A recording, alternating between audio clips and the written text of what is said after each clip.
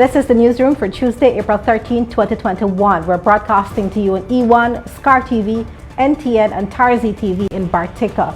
In the headlines, Donald Rodney has expressed relief that a conviction which tied him to an explosion that killed his brother almost 41 years ago has finally been overturned. My attorney was able to do a really fine job, and today we've had the decision that the former Minister of Health, Dr. George Norton, is slapped with a misconduct charge in relation to the rental of the controversial Sussex Street bond. A Baggotstown East Bank Demerara family is seeking closure after their 35-year-old relative who died from COVID-19 was mistakenly identified by another family and buried. We need somebody to look into this matter. Please help us. And in sport, the minister with responsibility for the sports sector, Charles Ramson Jr., unveils plans to transform the National Gymnasium into a multi-purpose facility. And the late Colin Ming is remembered as a helpful and loyal friend of golf. With the news, I'm Fariza Hanif. We're glad you can join us. 40 years after he was convicted for being in possession of a walkie-talkie that exploded and killed his brother, Dr. Walter Rodney, the famed Guyanese intellectual and political activist Donald Rodney was freed. The Court of Appeal on Tuesday set aside Donald Rodney's conviction and sentence on a concession by the Director of Public Prosecutions, Shalimar Ali Haq, that his right to a fair trial had been breached, given the number of years the case took to be heard. The DPP has also stated that while there was evidence to show that Donald Rodney did have the walkie-talkie, there was not enough evidence to show that he knew that an explosive device was placed inside the walkie-talkie. Dr. Rodney, at the time an agitator against the then Forbes Burnham government, was killed on June 13, 1980, when the walkie-talkie was handed to him as he sat in a car a short distance away from the Georgetown prison. Donald Rodney was charged with possession of explosives shortly after and was convicted in 1982. He has been out on bail pending the appeal. During an interview with the Newsroom on Tuesday, Donald reacted to the decision of the court and spoke about his life over the 4 decades the case was pending. Here is his interview.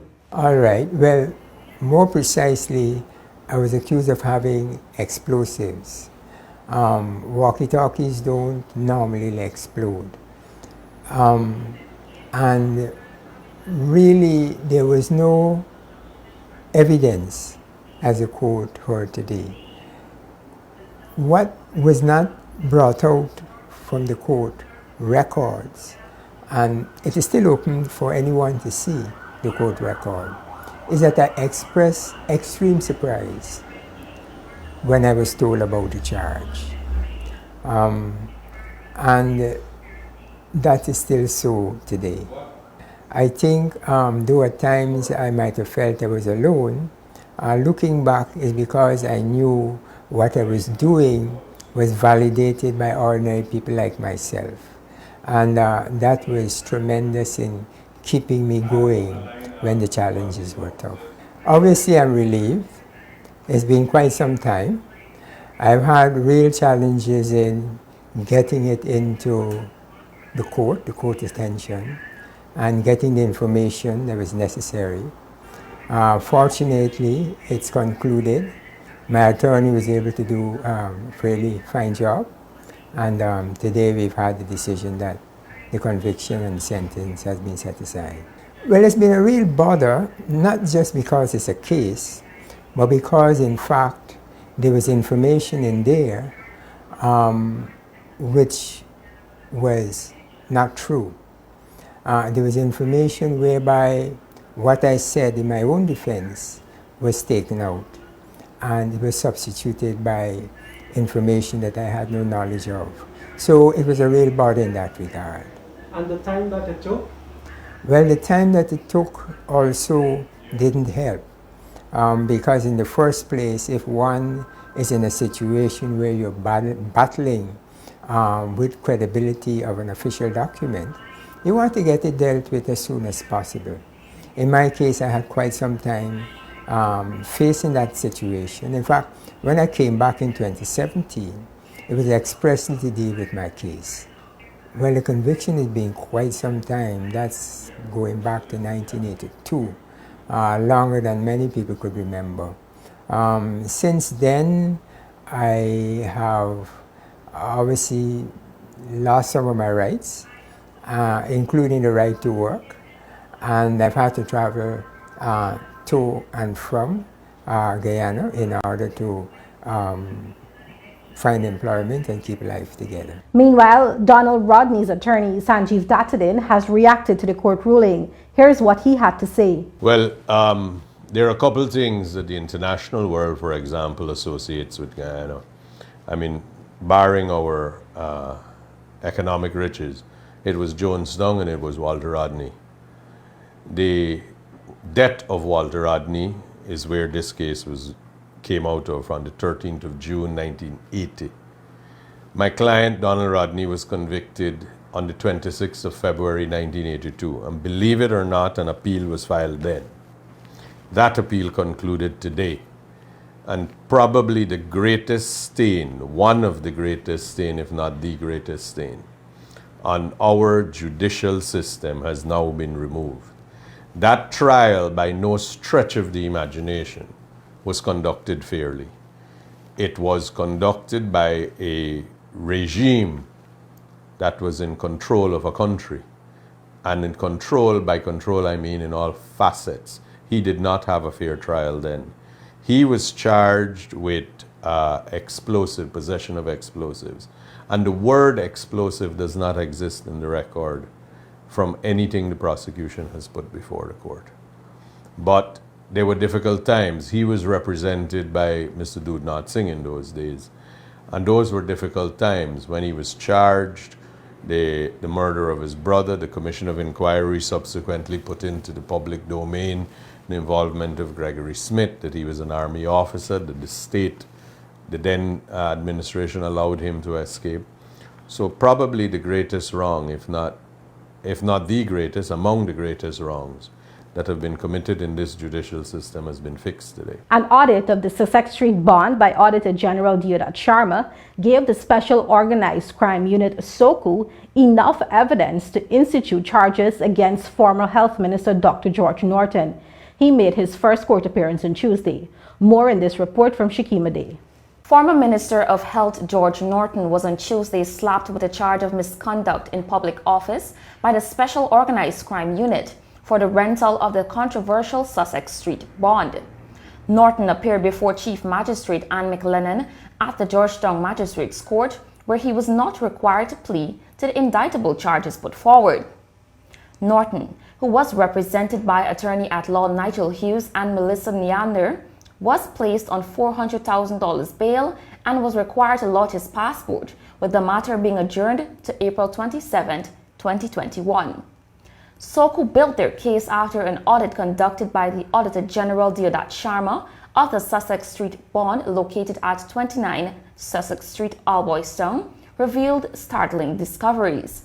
Per the findings of the audit, it was said that Norton, in his capacity as Health Minister in 2016, had unlawfully instructed Trevor Thomas, his permanent secretary at the time, to not engage the National Procurement and Tender Board administration as it related to the tendering and single source award to Linden Holding Inc., in accordance with the Procurement Act, Chapter 7301.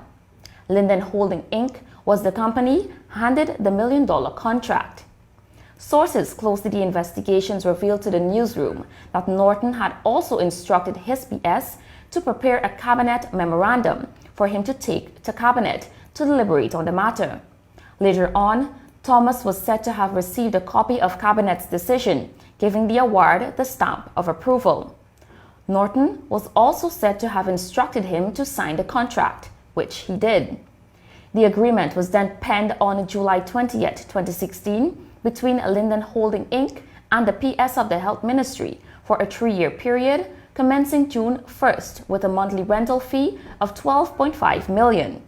The company was also paid an advancement of $37.5 million, representing 2 months' rent and a security deposit. A Water Street, Bagotstown, East Bank Demerara family is seeking closure and answers after their 35-year-old relative, Wazim Ray Ramjatan, was mistakenly identified by another family and buried. The family is now seeking to exhume Ramjatan's body to give him his rightful burial. 35-year-old Wasim Ray Ramjatan died from COVID-19 while at the Georgetown Public Hospital on March 29, 2021, but it was not until 2 weeks later when the family was finally able to identify the body at the Memorial Gardens funeral home at Alarapandir, Georgetown, that they were shocked to find out his body had already been removed and buried. An investigation then revealed that the body in the mortuary they were told is their relative was actually that of 44-year-old Entiaz Umar of Virgin East Bank, Essequibo in Region 3, who also passed away from COVID-19 on April 3, 2021.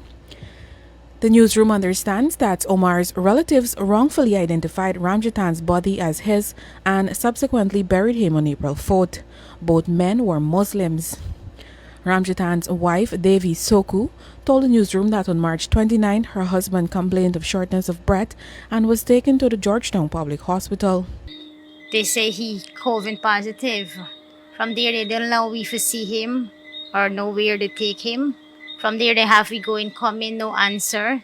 The family was subsequently informed by the hospital that Ramjatan passed away and that his body was taken to the funeral home. However, Ramjatan's sister, Nalini, claims that they were not allowed to identify the body the next day as a result of it being a COVID-19 death. We went to the mortuary when we did, that is memorial, and I asked the director who's working there if I could see my brother just a little, right? And he said no, that because he passed away with COVID, as the information what they get, I cannot see him. I said, okay, fine, I don't have a problem with that. I don't mind if he's died from COVID, I just want to see him. Okay, and the guy said, no, you cannot see him. So then they asked me, what is your brother's name? I said, Wasim Ray Ramjatan, right? And I take the ID card now from his wife and show the guy at the memorial service and said, this is the guy I'm looking for. So when they check back the record now, there was no name like that on the book.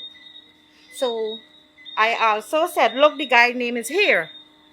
That this is the guy we're looking for. But when they back now, they didn't see no name like that on the record. So now they put it down. So I said, as y'all put it down, yeah, please let me just see my brother because I ain't seen him for a few years. I just want to see if he's the foot self. They said, no, I cannot. Then on April 9th, they finally received the death certificate and proceeded to make the funeral arrangements through the Central Islamic Organization for the next day, April 10th. So we decide now to go and see him. Where we go and see him is a wrong body we get into burying. It's a good thing we asked to see this person. Now see we would have put on a wrong body for we brother.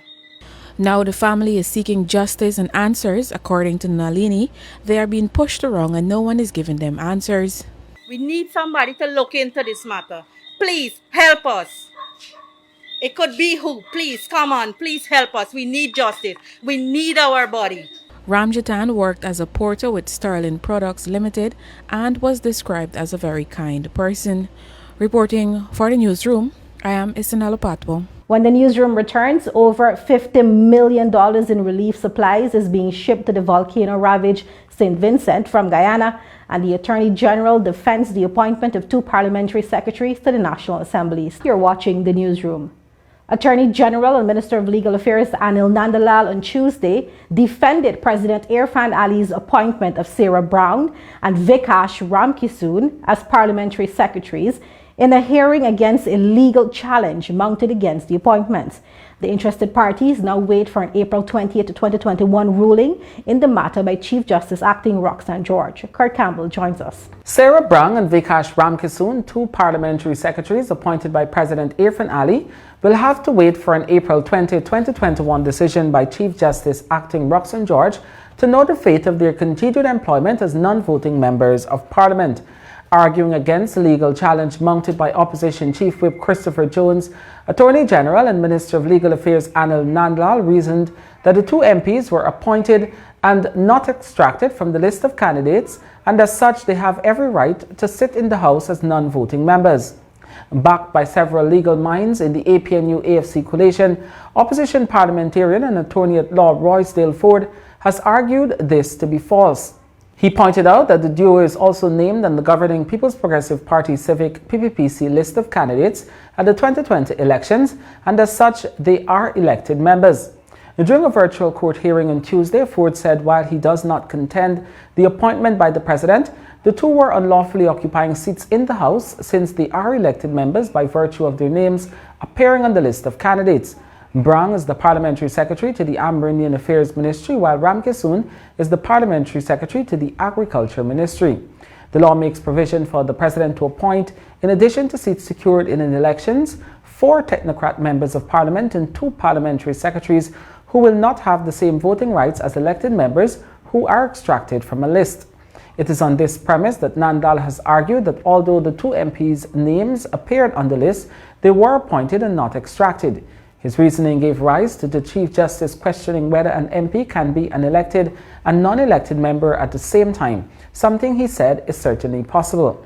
To support this point, Nandal pointed to Article 113 of the Constitution, which governs the appointment of parliamentary secretaries, contending that although being elected members, Brang and Ramkissoon are not MPs on those grounds, but rather became MPs through appointment after being found qualified in that regard. Nandal also asked the court to disregard a previous ruling by the late Justice Ian Chang that then ministers Winston Felix and Keith Scott cannot hold seats in the National Assembly as technocrat ministers. She has also been asked to depart from the decision, although it was upheld and confirmed by the appellate court.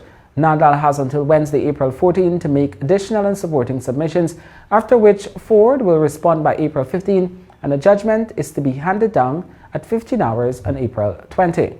Among the reliefs being sought from the court is for an order directing the Speaker of the National Assembly to prevent Brang and Ramkissoon from sitting in or participating in the business of the National Assembly. The overwhelming support from Guyana's private sector and the government has led to over $50 million in relief supplies being procured to assist St. Vincent and the Grenadines, according to the Director General of the Civil Defense Commission, Colonel Kester Craig. The newsroom spoke with the Colonel on Tuesday at the Munishwar's Wharf, where the vessel Miss Mina was being loaded with those relief supplies. Shikima Day tells us more. We're here at the Munishwar's Wharf, where the Mina vessel with the capacity to hold over 300 tons is being laden with supplies for St. Vincent and the Grenadines. Large packages of rice, water, face masks and food supplies were stacked high at the Munishwar's Wharf, where members of the Civil Defense Commission, assisted by ranks from the Coast Guard, worked tirelessly to load the Miss Mina vessel with more than 300 tons of needed supplies for St. Vincent and the Grenadines. Guyana's CARICOM sister is still reeling from the aftermath of the Lasso Fray volcano eruption on April 9th. The volcano, dormant since 1979, started showing signs of activity back in December. Now Guyana, like other nations, are continuing efforts to provide much-needed supplies to the Caribbean nation. CDC head Colonel Kester Craig explained that with the Miss Mina vessel filled, the CDC is expecting 2 other vessels within days to deliver more supplies. So we have here more than enough items to fill the first vessel, and whatever remain would go on the additional vessels that we're putting in place. When will the additional vessel be here?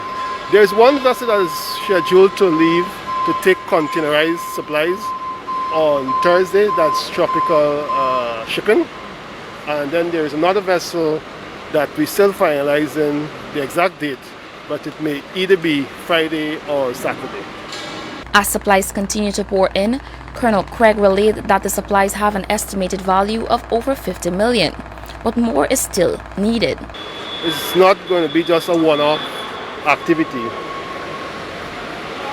It's going to be over the course of weeks, probably months, because it will take time for the country to recover and start getting back on a trajectory of normal operation. So I would like to appeal not only to the business community. We know we have received from some members of the business community, but we are asking for those who have not contributed to this noble cause as yet to step up and provide needed supplies and relief to the people of St. Vincent and the Grenadines. Apart from that, we also call on the public, like the citizens of St. Vincent and Grenadines, if there is any similar event that impact Guyana, we would need the help from other people. Need the help from our brothers and sisters in the region.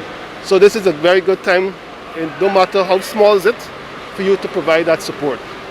Minister within the Public Works Ministry, Deodat Indar, who was also at the wharf, commended the support from the private sector. The CDC has been coordinating this effort, and we are very happy. As you can see, the logistics behind it. But the private sector, through the Private Sector Commission, GCCI, and the whole private sector network, I mean, they really came out and they've donated, to this this disaster relief initiative. Where we're gonna dispatch the vessel. I think it's today the vessel is being dispatched sometime to go off to St. Vincent and the Grenadines to help our Caribbean neighbors. So I believe it's a good effort. It's a coordinated effort.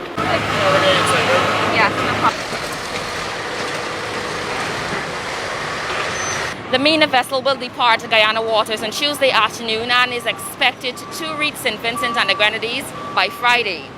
Reporting for the newsroom, I am Shakima Day. Japart's Chief Executive Officer Terry Singh on Monday made a sizable donation to the Civil Defense Commission of $1.1 million in much-needed supplies to aid relief efforts to St. Vincent. The simple handing over ceremony was held at Japart's Source 1 compound on Ornock Street, where the items were received by the head of the CDC, Colonel Kester Craig. Honored to serve my country when it's called upon, especially joining with the GCCI, the Georgetown Chambers, and the thought of the President reaching out to that chamber for assistance.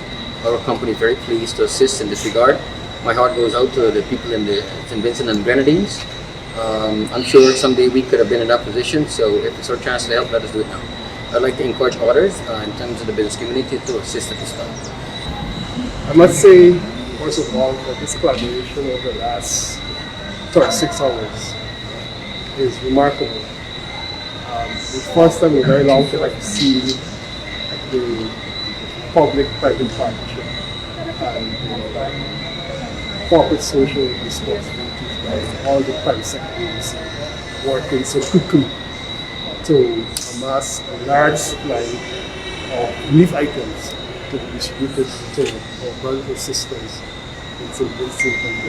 The government has once more recommitted to ensuring that migrants fleeing countries and seeking betterment are treated humanely when and if they arrive in Guyana. Promising jobs and documentation, Foreign Secretary Robert Persaud said the government stands ready to also assist migrants fleeing Venezuela. Kurt Campbell reports. Local authorities are committed to ensuring that migrants, particularly those fleeing Venezuela, are treated in the best way possible in accordance with Guyana's national and international obligations, Foreign Secretary Robert Persaud indicated on Monday. Persaud was at the time speaking during a virtual webinar on labor and migration hosted by the American Chamber of Commerce on Monday. He was joined by Minister of Labor Joseph Hamilton, who also outlined the government's efforts in this regard. Persaud said the People's Progressive Party civic government is undertaking a series of initiatives to promote safe and orderly migration in keeping with the Global Compact for Migration, a United Nations treaty. In addition, he noted the need to analyze the local skills gap to determine how best skilled persons in the diaspora and migrant communities could be integrated.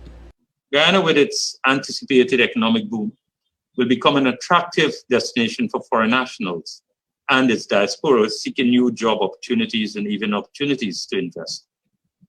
The reality is that we are already seeing an influx of migrants into the country. There's no doubt that these migrants are now a part of our labor force, working in many of our existing small and medium-sized businesses or seeking to start their own business ventures as means of supporting themselves and their families. He explained that the government has taken steps in line with best practices to ensure humanitarian support is provided in the face of an unprecedented Venezuelan migrant influx. We are therefore committed to examining how to best incorporate migrant laborers into our economy, ensure their humane treatment while simultaneously ensuring that the well-being of our local population is not affected by any xenophobic tendencies. We understand that we must engage in analysis of the skills gap that may exist in our local economy and how to best recruit skilled professionals from a diaspora and elsewhere to take advantage of these opportunities, complementing those with what the migrants would have brought. The reality that migrants of all persuasions that are at our doorstep compels us to act and to act responsibly and humanely. For instance, the government of Guyana, responding to the unprecedented flow of Venezuelans and other migrants into the country, has taken exemplary tests of applying best practices in providing much needed humanitarian support to those who have arrived both through regular and irregular pathways. Meanwhile, Minister Hamilton said the United Nations and the International Labour Organization recently launched a project to address issues relating to the integration of migrants, which will be held in Guyana and Colombia. The minister committed to having a board of industrial training provide technical training for migrants settled here.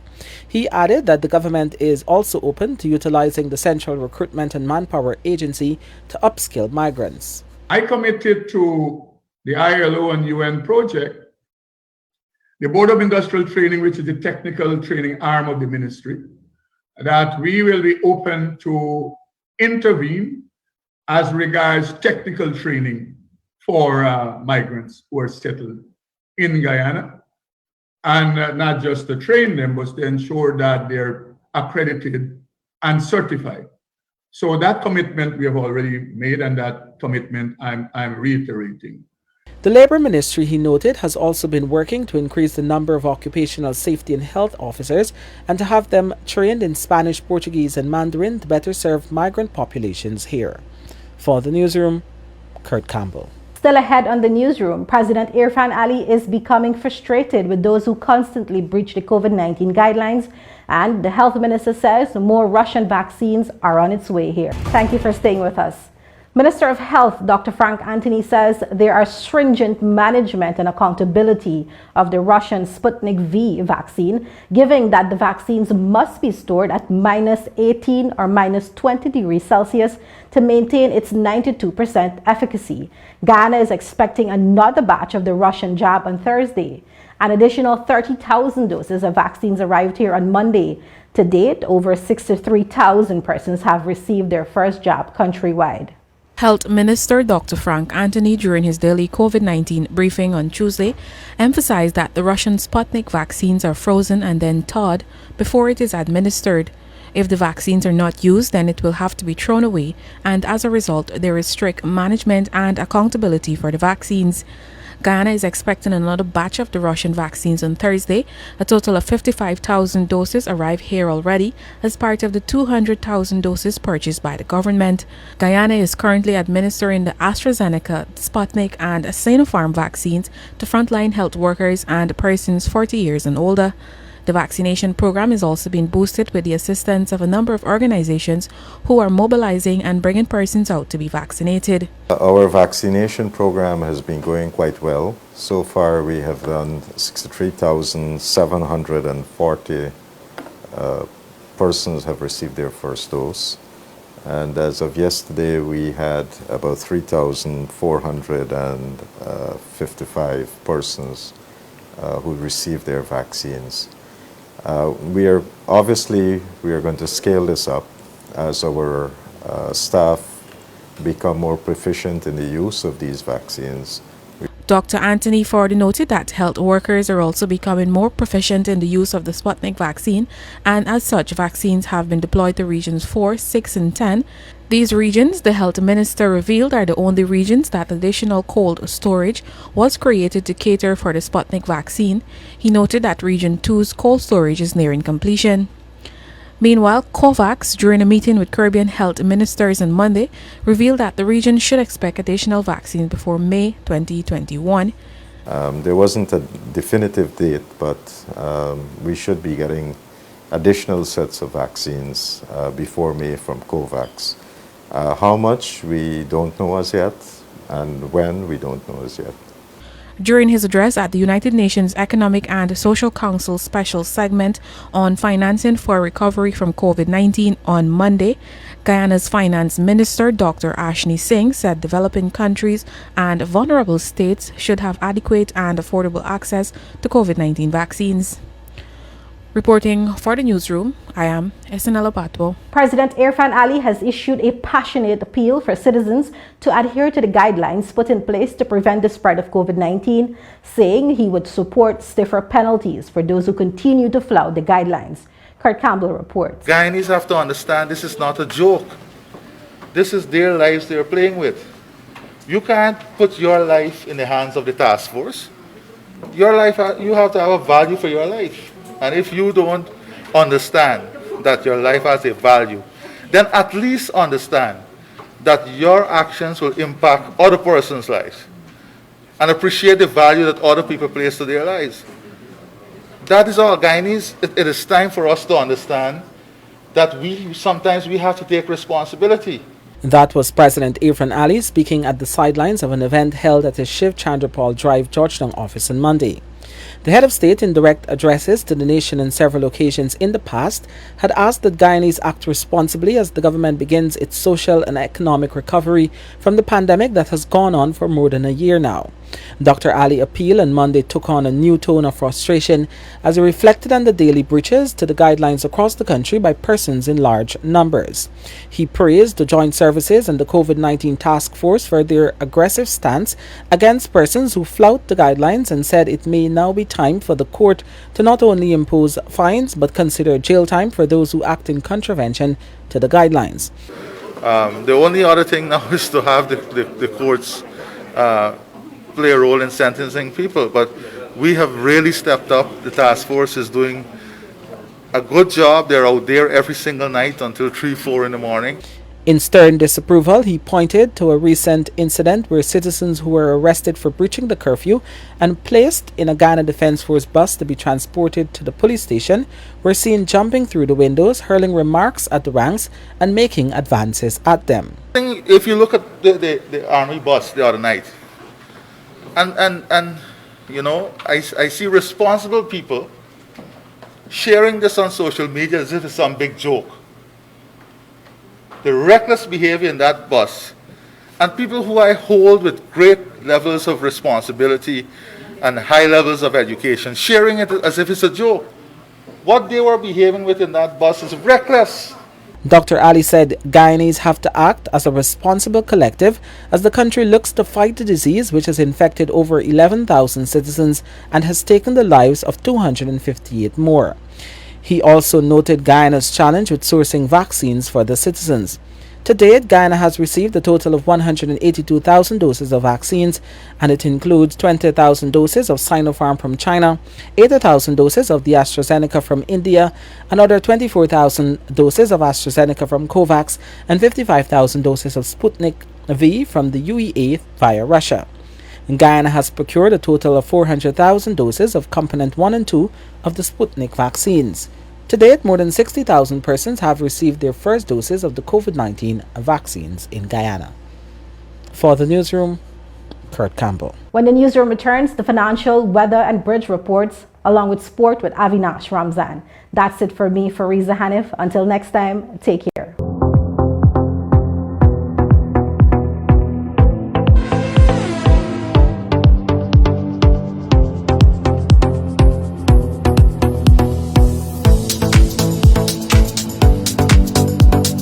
Welcome back to Newsroom. Avinash Ramzan here with tonight's sport. We're starting us off by telling you that the Sport Minister, Charles Ramson Jr., has outlined that plans to transform the National Gymnasium into a quality multi-purpose facility are progressing well. He also reported that the ministry will soon roll out the development stage of its ground enhancement program. Akeem Green reports.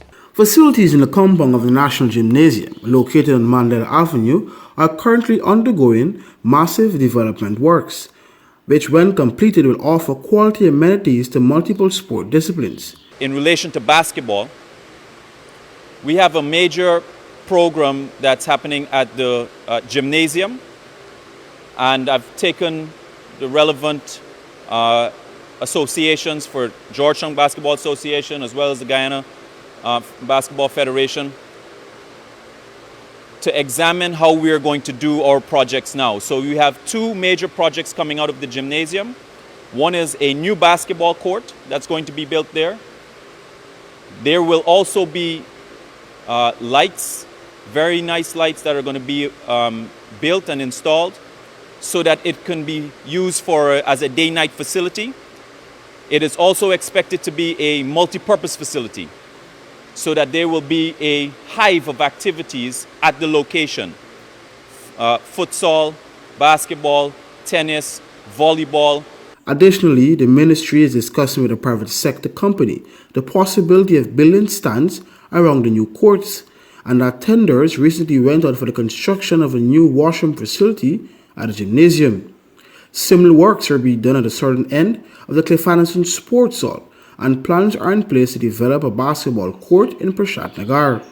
Those plans will fast-track after the Georgetown Amateur Basketball Association and the Migrant City Council signed a memorandum of understanding for the care of the area. The minister also pointed out that now the assessment phase of the community grounds has been completed, they will move into the realm of massive transformation of some of these grounds. We're about to roll out our ground enhancement program. The ministry had embarked on a very aggressive community ground enhancement assessment and initial remediation work. Now we are going to do a very aggressive developmental program where we are turning a number of grounds into leisure parks, as well as some of the grounds into more sports specific in their orientation. We are now going through the entire list. We've identified some of the grounds that we are going to prioritize for particular sports, and they're going to have significant investment for those community grounds. I'm also going to, in our coming weeks, invite a number of the sports associations to those locations where we have identified for those particular sports. Sport was given a major boost with a 1.5 million budgeted to facilitate development programs throughout the country. Of the overall amount, 915.5 million is allocated for the improvement of community grounds countrywide to expand their use as parks and create premium multi-purpose sport facilities of international standards in Region 2, 6 and 10. For the newsroom, Akim Green. Now, professional table tennis player Chelsea Edgell and former Caribbean Under-21 champion Shamar Britton are the leading names on Guyana's contingent for the Latin American singles and mixed doubles, which serves as a qualification event for the Tokyo Olympic Games. The reigning national champion Natalie Cummings and the ever-improving Joelle Allen are the other players, while the experienced Edie Lewis will act as coach for the event, which runs from April 13 to 17 in Rosario, Argentina. In the opening games on Tuesday, Britton and Allen suffered defeats. Britton lost 4-2 to his opponent, Alessandro Tonarzo of Paraguay, and Allen lost 4-love to Gustavo Gomez in the men's singles round of 32. Edgell and Cummings were slated to be in action later on Tuesday. The Guyana Bodybuilding and Fitness Federation has collaborated with Fitness Express to present its first bodybuilding and fitness competition for 2021, the Novices Championship, which will be held virtually in Linden on Saturday, May 29 at the Lakers Hall. More in this report. In February 2020, the Federation had staged its Novices and Mr. Linden at the same venue. According to a release from the Federation on Monday, the competition is to celebrate life, health, and fitness while promoting a healthy lifestyle and healthy living. The release indicated that athletes, backstage personnel, and executives of the GBBFF will have to observe all COVID-19 protocols. On stage, athletes will be required to stand 6 feet apart from each other, while backstage athletes will be required to wear their mask and to maintain the mandatory physical distancing. Judges will be seated 6 feet from each other and will be required to wear their mask. There will be about 25 athletes competing in the 3 different segments of the competition, which would be bodybuilding, Miss Bikini, and men's physique. Some of the athletes who have already signed up to compete are Mahendra Ramjit, Kwame Julai, Shokwan Kaleb, Gail Kareem, Alexander Karaya, Yusuf Khan, Denroy Ross, Lasan Jones, Joel Romnott, Michael Cockfield, Mohamed Razak, and Michael Sampson. Last December, the Federation hosted its virtual Resilience Championships at the National Country Center, which was deemed a success. For the newsroom, Akim Green. Now, 3 days after his loved ones bid farewell on April 8, 2021, Samuel Ian Colin Ming was remembered in the most fitting way, a round of golf at the country's lone course at Lusignan. The Lusignan Golf Club members, many of whom the late Ming rubbed shoulders with at the sprawling East Coast Demerara facility, gathered on Sunday last to pay respects to a helpful and loyal friend and a member of the club for almost 40 years. Ming, 66, died on April 2, 2021 from injuries he sustained a day earlier as he was struck down while riding his motorcycle at J.B. Singh Road and Thomas Lance, Georgetown. The vehicle, an ambulance, was carrying a COVID-19 patient to the Infectious Diseases Hospital at Liliandale. His death, a shock to the Lusignan Golf Club, as only days before he lured other members to place a wager and had an enjoyable round of golf, has impacted the small fraternity, and the stories of his unflinching commitment to the ideals of fair play, honesty and integrity came to the fore in tributes after a memorial tournament in his honor. I play over hundreds of games with Colin. And the period I spent with Colin, we were always involved in the constitution of the club, the local rules, the fairway, the machinery, every aspect that you can think about that the Lusignan Golf Club had to deal with, we were all involved, myself and Colin. So we got a very good relationship going. But you know this thing sometimes, as they say in marriage, teeth and tongue does bite. But you know, Colin, things could go a little haywire. But we sorted out and everything went well, eventually. So in that process, there were certain personality traits that one could have gathered from Colin. And I'm quite certain members of the family would have heard it hundreds of times recently. A dedicated person, a meticulous person, a sincere person, a person that would give everything of his own as long as he's involved in a particular project. Unfortunately, I have never had the pleasure of having a game with Colin, but I could assure his family that there wouldn't be a round of golf that is played on this course that Colin's name would not be mentioned in, because golf has a lot of rules, as you guys know, and Colin's name would always come up. You know what? Colin would never accept that. And from my understanding, speaking to other elders in this club who were far more experienced and had dealings with him, they would say Colin would be coming through going through the course, playing his tournament with others, but he would know what's going on in all the other 9 holes. So that's the kind of alertness he had.